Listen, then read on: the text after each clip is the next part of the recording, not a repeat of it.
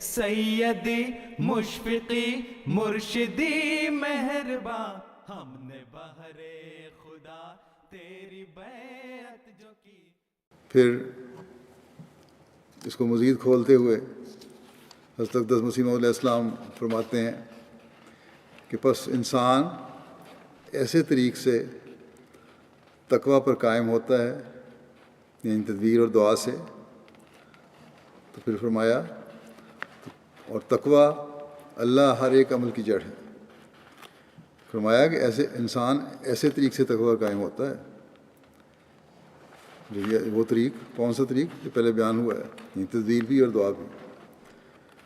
ایسے طریق سے تقوی پر قائم ہوتا ہے، اور تقوی اللہ ہر ایک عمل کی جڑ ہے، جو اس سے خالی ہے وہ فاسق ہے۔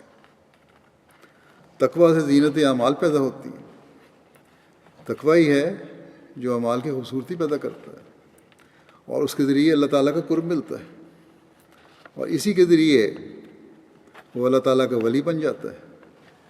چنانچہ فرمایا انا اولیاءہ الا المتقون، ان اولیاءہ الا المتقون۔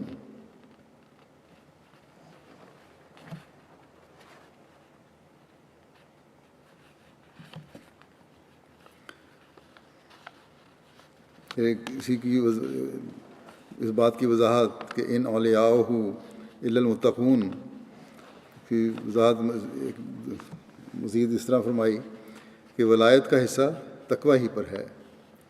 خدا تعالیٰ سے ترساں اور لرزاں ہو کر اگر اسے حاصل کرو گے تو کمال تک پہنچ جاؤ گے۔ اللہ کا اولیاء بننا ہے تو وہ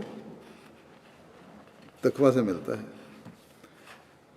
اور اگر اللہ تعالیٰ کا خوف دل میں رہے گا، اس سے ڈرتے رہو گے، تو پھر اس کمال تک انسان پہنچ سکتا ہے۔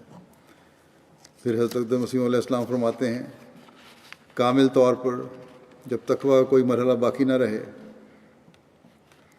تو پھر یہ اولیاء اللہ میں داخل ہو جاتا ہے، اور تقوی حقیقت میں اپنے کامل درجہ پر ایک موت ہے، کیونکہ جب نفس کی سارے پہلوؤں سے مخالفت کرے گا تو نفس مر جاوے گا۔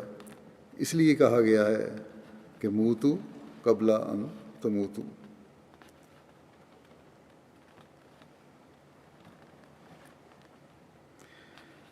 فرمایا کہ نفس ظاہری لذات کا دل دادا ہوتا ہے، پنہانی لذات سے یہ بالکل بے خبر ہے۔ یعنی اللہ تعالیٰ کی جو لذات ہیں، جو روحانی لذات ہیں، وہ تو چھپی ہوئی لذات ہیں، ان کو تو جانتا ہی نہیں۔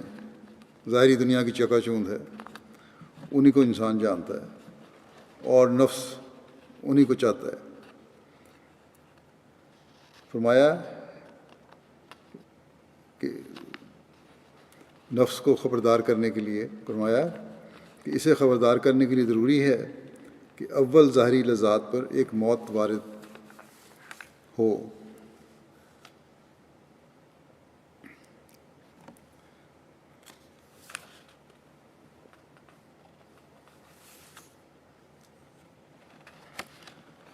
اور پھر نفس کو پنہانی لذات کا علم ہو۔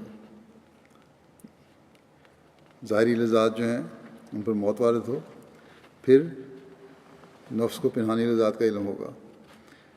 فرمایا کہ اس وقت الہی لذات جو کہ جنتی زندگی کا نمونہ ہیں شروع ہوں گی۔ جب چھپی ہوئی لذات کا علم ہونا شروع ہوگا تو جنتی لذات کا جنتی زندگی کا نمونہ شروع ہوگا۔